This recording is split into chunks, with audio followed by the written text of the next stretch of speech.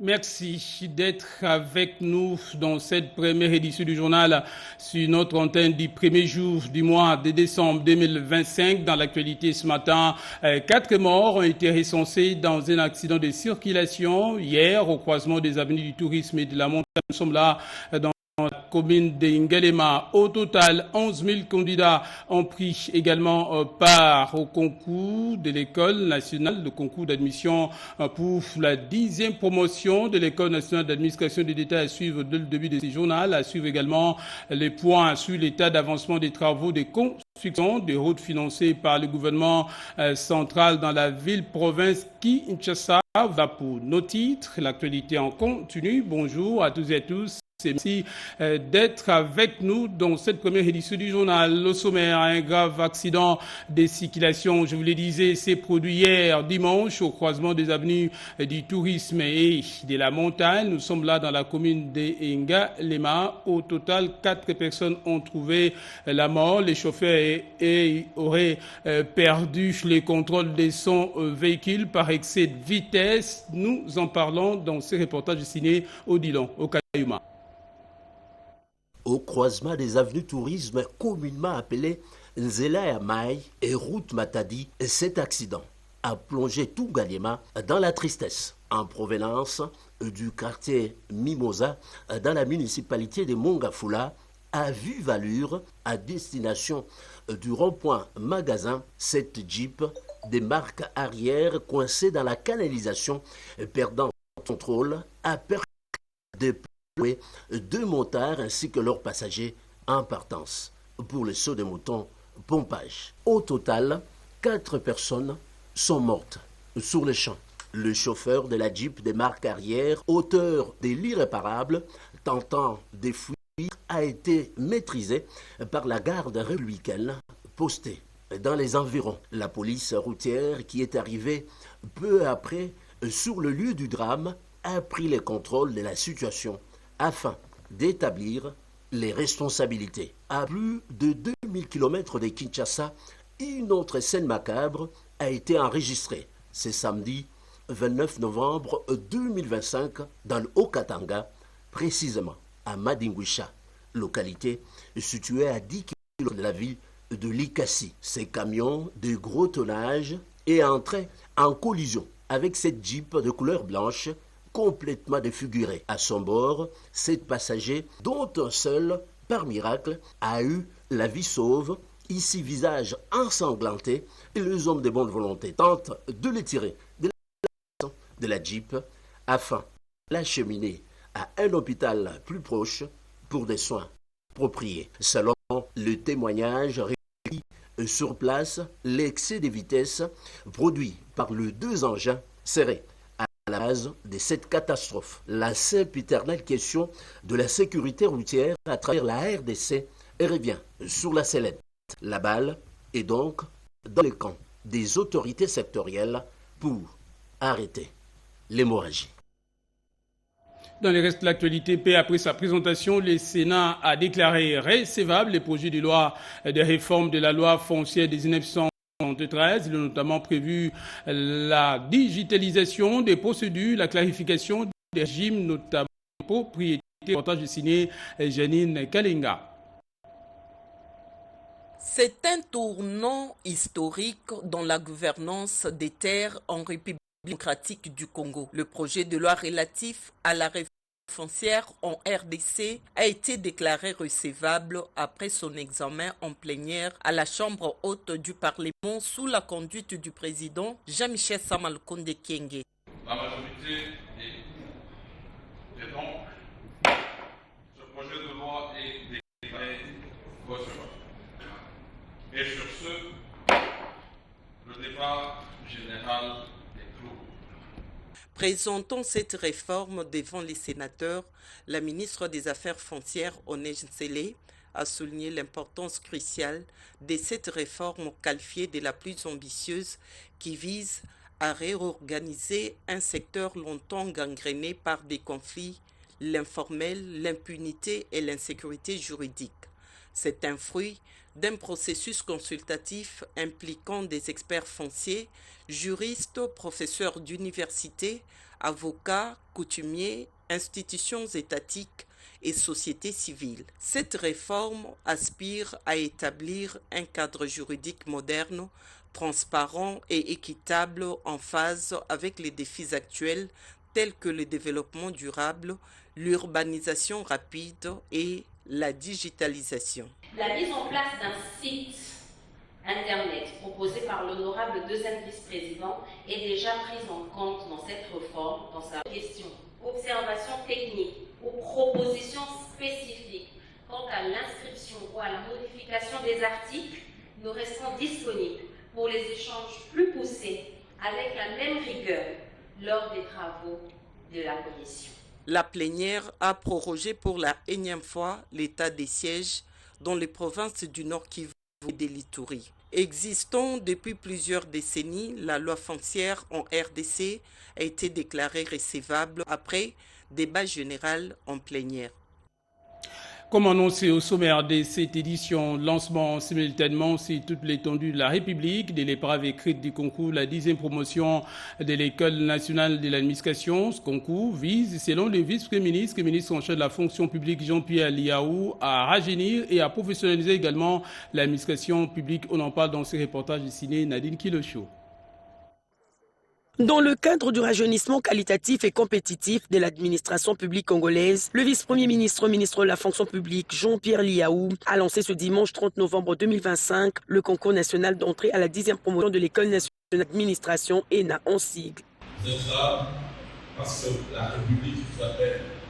Vous êtes à la rencontre de votre destin. Ils sont près de 11 000 candidats répartis sur toute l'étendue du territoire national à avoir répondu présent à cet appel, signe de l'intérêt croissant que suscite aujourd'hui une fonction publique en pleine transformation. Aujourd'hui, avec Constance, nous venons de lancer ces recrutements au niveau de l'ENA pour le test écrit. Et au moment où nous sommes ici à Kinshasa, le même exercice est en train de se faire partout à travers nos provinces, au niveau de chaque chef-lieu, y compris pour les provinces de l'Est. Nous avons ainsi voulu accorder toutes les chances à tous les enfants, toutes les filles et tous les fils de la République, en tout cas celles et ceux qui souhaitent servir l'administration publique, servir l'État à travers la fonction publique. À l'occasion, le vice-premier ministre Jean-Pierre Liaou a salué la forte participation des femmes ainsi que des personnes vivant avec handicap, soulignant l'engagement du gouvernement en faveur d'une administration inclusive et équitable. La visite de son Excellence, ce n'était qu'un soulagement parce qu'il n'a fait que nous encourager, il avait les mots exacts pour nous aider à rester dans le travail, à ne pas stresser, à travailler correctement. Ce n'était vraiment un atout et un soutien pour nous aider à travailler correctement. Ce recrutement, basé exclusivement sur le concours, vise à garantir l'égalité des chances pour tous les citoyens, une administration ambitieuse qui s'inscrit dans la vision d'une fonction publique moderne, compétente au service de l'État et des citoyens. Dans l'actualité également, cette interrogation, quel est l'état d'évolution de travaux de construction de routes financées par le gouvernement central à travers la ville de Kinshasa? Eh bien, la question était au cœur de la réunion du programme d'urgence co-présidé par les ministres des Finances et celui des infrastructures et travaux publics. Et d'autres détails dans ce reportage. Faire le point d'une manière détaillée des chantiers lancés dans la capitale en évaluant l'état d'avancement, c'est l'exercice auquel se sont soumis les participants à la réunion du programme d'urgence co-présidé par le ministre des Finances Doudou Fouambali Koundé Boutaï et celui des infrastructures et travaux publics John Bonza.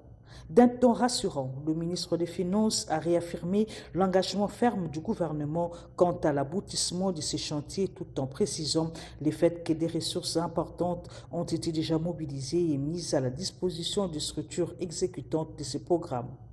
Un engagement pris sous le leadership éclairé du président de la République, Félix-Antoine Tshisekedi Tshilombo. Concrètement, cette évaluation a porté sur 3 axes fondamentaux du programme d'urgence, à savoir les voiries, la lutte anti-érosive et les ouvrages de drainage. Plusieurs entités clés sont mobilisées dans l'exécution de ces travaux qui ont atteint, selon les statistiques, la moyenne de 30 à 40%. L'on note l'Office de voirie et drainage, l'Office de route, l'Agence congolaise de grands travaux, le ministère provincial des infrastructures de la ville de Kinshasa, la régie de voies fluviales ainsi que le génie militaire. Il a été rappelé que les travaux de drainage et de lutte contre les inondations doivent être considérés comme des mesures d'atténuation face à la problématique récurrente des inondations. L'objectif ici est de renforcer les mécanismes de prévention afin que la population ne connaisse plus de difficultés majeures lors de fortes pluies dans la ville-province Kinshasa. Dans l'actualité également, les principaux défis auxquels la régie des USA fait actuellement face dans la réussite de sa mission lui assignée. Sa situation financière actuelle, tenait le directeur général de cette entreprise du portefeuille de l'État, David Chilumba Mutombo, les a présentés et expliqués aux élus du peuple et membres de la commission économico-financière. D'autres précisions dans ce reportage. Fidèle à son engagement en matière de transparence et de redevabilité, le directeur général, la régie des USA, David Chilumba Mutombo, a répondu à l'invitation de la Chambre basse du Parlement pour une audition devant la Commission économique, financière et des contrôles budgétaires de cette institution qui incarne la représentation nationale. Au milieu des échanges figurait entre autres l'analyse financière de la régie des USA, de l'état actuel des dettes bancaires locales à la situation des investissements ainsi qu'à sa capacité de remboursement de ces dettes bancaires. À ce jour, la régie des eaux n'a aucune dette vis-à-vis des banques locales. C'est là parce que notre capacité de remboursement est encore modérée et donc on n'a pas voulu payer les intérêts continuellement. La situation de la dette publique vis-à-vis de la régie des USA a également été abordée dans les discussions. Dans l'espoir qu'en croisant les titres, nous n'allons pas avoir à payer à l'État ce que nous devons parce que l'État nous doit plus que ce que nous devons à l'État. D'autres questions ont été également évoquées lors de cette séance, comme les dettes sociales de la régie des USA. Nous allons ensemble avec eux regarder ce qui est prévu dans le budget de l'État 2026. Nous espérons que l'État a prévu un peu plus de moyens pour nous permettre d'assurer un service beaucoup plus régulier, mais également pour nous permettre d'augmenter le taux de desserte. Malgré ces nombreux défis, la régie des eaux reste déterminée à assurer un service d'utilité publique exceptionnel en mettant l'accent sur la de la qualité de vie de tous les Congolais. Quelques jours seulement après l'incendie survenu à la sous-station électrique étant des Maluku, le directeur général de la Société nationale d'électricité Teddy a procédé à la raison service de cette sous-station par l'installation notamment des transformateurs de 30 MV-ampères. Explication Yvette Makoutsima. Enfin, Maluku renoue avec la lumière. Après 6 jours sans électricité, la lumière est enfin de retour. Une réponse rapide et concrète signée ingénieur Teddy Luamba Mouba, directeur général de la SNEL SA, qui s'est personnellement rendu sur le terrain pour relancer l'alimentation. Depuis l'incendie de la sous-station État 1 de la SNEL SA située au quartier Monaco le 24 novembre 2025, c'était le noir total dans plusieurs quartiers de cette municipalité. Une situation critique qui a paralysé commerce, écoles et foyers. Cela nécessitait l'installation d'un nouveau transformateur de 5 MV-ampères pour relancer la lumière dans les quartiers touchés. Le lundi de cette semaine, nous avons connu un acte de sabotage, forcément sur notre sous-station. Il lui fallu que nous passions pour constater cela, mais aussi répondre en apportant une solution.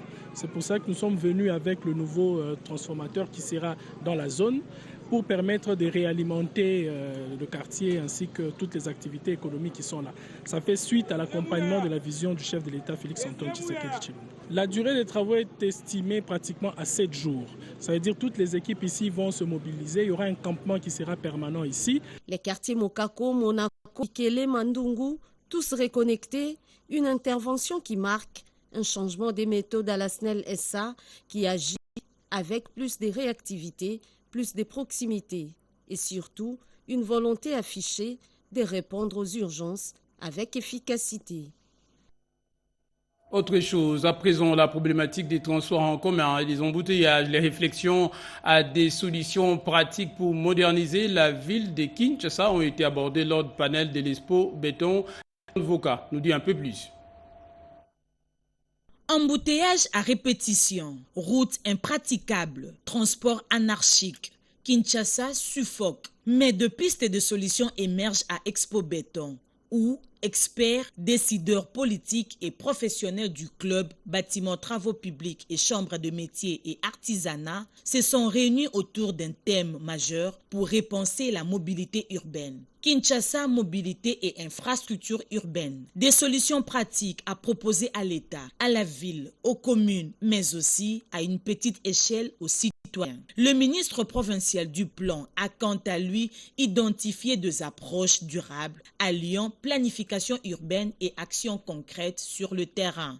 L'ambition de pouvoir déployer dans un avenir proche la construction de gares routières, mais également des espèces de stationnement et de parkings pour dégager et résoudre une des grandes problématiques, les stationnements sur la chaussée qui participent à l'encombrement et au gel de la circulation. Donc nous avons apporté des solutions pratiques dont les résultats vont commencer à être vécus et vus dans les prochains jours. D'ici peu, Kinshasa, avec ce qu'on a amorcé comme travaux d'urgence, travaux d'infrastructure, avec les mesures de réforme de mobilité que nous mettons en place, dans un avenir proche, les Kinois vont bien circuler. Autre approche, c'est celle du président du club Bâtiments, Travaux Publics et Chambre de métiers et artisanat, Jean Bamanissa Saïdi, qui appelle à l'exploitation effective du plan directeur de transport urbain de Kinshasa, déjà disponible mais sous-utilisé. On est parti du plan qui existe déjà au sein de SOSAC, le schéma d'orientation stratégique de l'agglomération de Kinshasa, un édit provincial pris en 2014. Ainsi que du plan directeur de transport de Kinshasa, PDTK, édit provincial en 2016. Mais ces documents sont dans les tiroirs. Et il a été constaté qu'il faut de la concertation. Ce n'est pas parce qu'un gouvernement est passé, ce n'est pas parce qu'un gouverneur ou une autre autorité, tant au niveau national que local, sont passés, qu'il faut oublier les plans. Allons avec ce qui existe. Pratiquons-le, lisons-le, au lieu de refaire toujours la roue. Par ailleurs, la présence des banques commerciales à ces assises illustre une volonté affichée d'accompagner ces ambitions qui se résument en une phrase, redonner à Kinshasa son image de capitale moderne, fluide et accessible. Nous allons nous attarder cette fois-ci à la première semaine économique Égypte et RDC autour du thème « Opportunités d'investissement pour les grandes entreprises égyptiennes en République démocratique du Congo ». D'autres précisions dans ce reportage. Intervenons à la première conférence économique Égypte-Afrique dans un panel consacré à la mise en place de la zone de libre-échange continentale africaine. L'ambassadeur de la RDC en Égypte, Jean-Baptiste Kassongo Moussenga, a rappelé que la RDC, avec ses 9 pays voisins et sa position stratégique, constitue un carrefour essentiel pour l'intégration économique africaine. Le grand défi que nous avons en Afrique ou en RDC et dans bien d'autres pays, nous avons un problème commun. C'est les instabilités créées pour déstabiliser nos institutions. Et ces instabilités, qu'on le veuille ou pas, ça a des impacts néfastes sur l'économie, sur les développements et même les infrastructures. On peut bien investir aujourd'hui, on peut construire, mais si demain on doit bombarder, on doit détruire, ça décourage. Il a mis en avant l'importance des investissements et des infrastructures intégrées, citant notamment le projet du corridor de Lobito, reliant le province minière du sud du Congo à l'océan Atlantique via l'Angola, un corridor qui bénéficiera également à la Zambie et à plusieurs autres États africains. L'ambassadeur a également souligné que la politique de déstabilisation menée par certains États promouvant la guerre et le terrorisme dans les pays qui leur sont frontaliers constitue le sérieux obstacle aux initiatives d'intégration économique. Il a insisté sur la nécessité d'une volonté politique forte, déterminante de dirigeants africains afin de taire les armes, ce qui accentuera la mise en œuvre de la ZELCAF. Dans le reste de l'actualité, les personnels des centres d'expertise, d'évaluation et de certification des substances minérales précieuses et semi-précieuses en charge de la commande publique étaient en session de formation axée sur les procédures nationales des passations des marchés. On en parle dans ce reportage signé Rekin Zuzidoya. Durant 10 jours, les cadres du CSC centre d'expertise, d'évaluation et de certification des substances minérales précieuses et semi-précieuses, ont été formés aux règles essentielles de la commande publique, planification des marchés, respect des normes légales, transparence dans les procédures et obligations de l'administration contractante. Une étape indispensable pour un service public qui gère des ressources aussi sensibles que les substances minérales précieuses, a martelé le directeur général de l'ARMP, Maître Claude Kayembembaye. Cette formation, loin d'être une simple étape, elle est plutôt un point de départ, en ce sens qu'elle pose des bases solides pour notre future collaboration. Je tiens à remercier Monsieur le directeur général du CEEC qui, à travers sa préoccupation de renforcer les capacités de son personnel, a exprimé une volonté de gérer au mieux les deniers publics. Indubitablement, vous entrez de plein pied dans la vision du chef de l'État. De son côté, le directeur général du CSC, Freddy Mwamba Kanyinku, a exprimé sa satisfaction. La réforme des marchés publics est conçue comme un instrument stratégique pour garantir la crédibilité de l'État, stimuler l'investissement et la croissance, favoriser l'émergence d'un secteur privé national compétitif. Les deux directeurs généraux ont salué l'importance de cette collaboration. Pour l'ARMP, un personnel bien formé garantit l'application uniforme des normes nationales. Pour le CSC, ces connaissances sont un gage d'intégrité, de transparence et de promotion de l'éthique dans toute la chaîne de la commande publique. Nous allons parler santé à présent. 17 pays africains d'expression française ont participé à Kinshasa au colloque africain des soins infirmiers et obstétricaux. À l'issue de cette troisième édition, plusieurs recommandations ont été formulées. D'autres précisions dans ce reportage.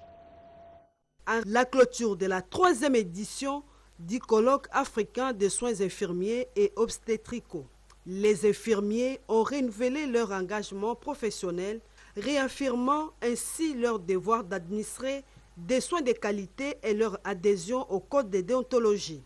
Pour le président de l'ordre des infirmiers, Komba Djeko, cet événement porte une charge historique dans la profession d'infirmier en République démocratique du Congo. Cette grande rencontre a réuni des participants venus de 17 pays africains d'expression française et de la RDC, venus de 26 provinces. Les infirmiers et sages-femmes face au défi de la couverture santé universelle en Afrique, c'est le thème de ces grands rendez-vous annuels. Nous, représentants des organisations professionnelles infirmières et sages-femmes d'Afrique, nous nous engageons à finaliser le processus de mise en place du réseau africain pour le développement de la recherche en sciences infirmières et obstétricales. Identifier et mobiliser des ressources nécessaires pour soutenir l'organisation de chaque édition du colloque africain des soins infirmiers et obstétricaux.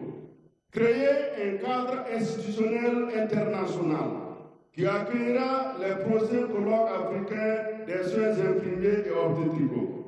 Les participants, plus de 5000 au total, ont apprécié les recommandations formulées, entre autres, la construction d'un système de santé résilient et inclusif en Afrique. À marge de ces colloques, des travaux et des visites guidées ont été organisés dans certains hôpitaux. Kinshasa a récemment abrité le travaux du Congrès africain des neurochirurgiens, une occasion tout trouvée pour le docteur Kaboulou. Merci d'interpeller la conscience et l'engagement de tout un chacun. Explication redépendant.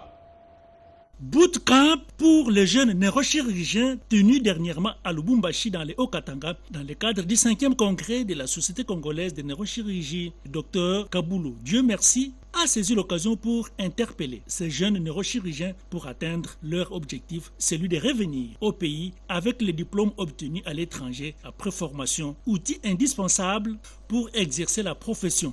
Après différents exposés de ces jeunes neurochirurgiens congolais et africains en pleine formation qui sont venus de différentes grandes écoles en Afrique, soutenus par des encouragements du représentant du directeur général de la Caisse nationale de sécurité sociale, Charles Moudiaï, le docteur Ephrem Matabarou, les a motivés pour leur dire que le continent africain a besoin de cette spécialité et les attend accueillir pour des bons services. Et sur instruction du chef de l'État Félix-Antoine Tshisekedi, sous l'implication du ministre de la Santé publique, Hygiène et Prévoyance sociale, la hiérarchie de la CNSS exécute ces projets qui impliquent 8 autres hôpitaux à travers le pays. Le numéro 1 de la Société congolaise de la neurochirurgie, le docteur Jeff Ntalaja, les a aussi encouragés en les rassurant que le pays attend et compte beaucoup sur eux. Pour la petite histoire, 40 ans en arrière, la RDC ne comptait que 2 neurochirurgiens.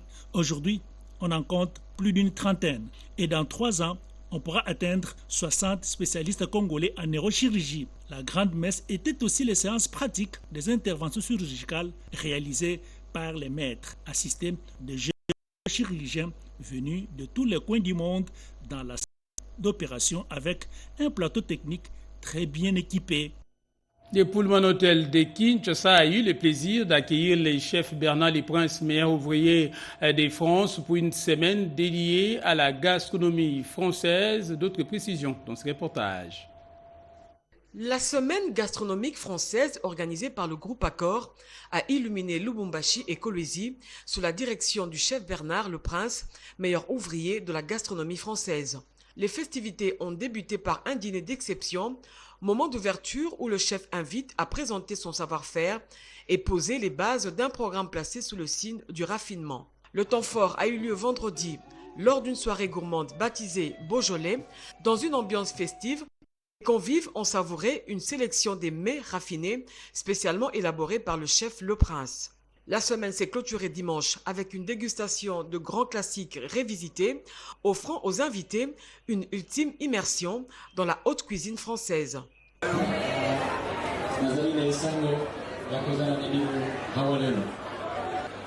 suis heureux de vous confirmer que le Beaujolais de Meaux est bien arrivé à Kinshasa. Au-delà des plaisirs de la table, cet événement a réuni les chefs cuisiniers du Pullman Lubumbashi et de Kolwezi autour d'échanges d'expériences animés par Bernard Leprince. Le chef français a partagé ses techniques, son parcours et son savoir-faire, renforçant les liens entre cuisiniers français et congolais et confirmant la vocation pédagogique de ce rendez-vous annuel. Une journée nationale des prières et louanges pour la paix en RDC se tiendra le mercredi 3 décembre prochain. Les responsables religieux se sont retrouvés pour organiser avec succès cet événement devant rassembler les croyants et chrétiens de la République démocratique du Congo. Reportage Rodébonda. Un seul rendez-vous pour le 3 décembre 2025, le jeûne national et prière pour la paix durable en RDC. Les Congolaises et Congolais de toute l'étendue de la République ont pris cet engagement pour la gloire de Dieu et le bien du Congo.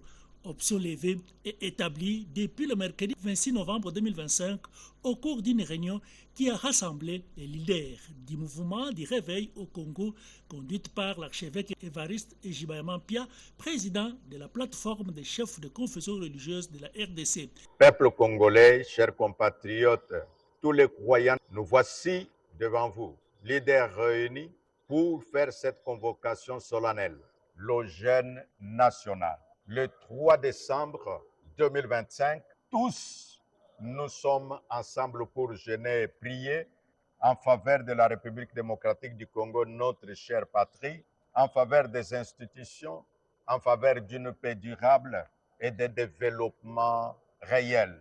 À cause de cela, partout où vous vous trouvez, territoire, province, village et secteur, prenez cette date comme un rendez-vous sacré.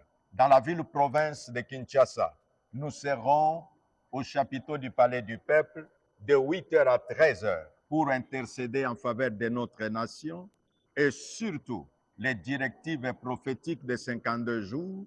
Nous voulons que les miracles de Dieu se produisent comme Dieu l'a fait à plusieurs reprises pour notre pays. Le numéro 1 des confessions religieuses de la RDC en a profité pour féliciter tous les leaders pour la réussite du sommet des prières patriotiques tenues dernièrement à Kinshasa avant de solliciter une fois de plus leur engagement à cette première convention de prière qui revêt un caractère national. Et face à la crise qui notamment secoue les institutions provinciales du Haut-Allier, la dynamique des leaders politiques de la Grande Orientale réaffirme son soutien au respect de la Constitution et appelle également au maintien de la paix dans cette partie du territoire national. Le reportage. Face à la crise politique qui secoue les institutions provinciales dans les Hautes-Ouélé, la dynamique des leaders politiques et communautaires de la Grande Orientale réaffirme son attachement au respect de la Constitution et appelle au maintien de la paix. Nous avons voulu à ce que toutes les institutions provinciales, gouvernement provincial comme assemblée provinciale puissent jouer chacune dans ses compétences son rôle. La Constitution a fixé le rôle et les attributions de chaque institution.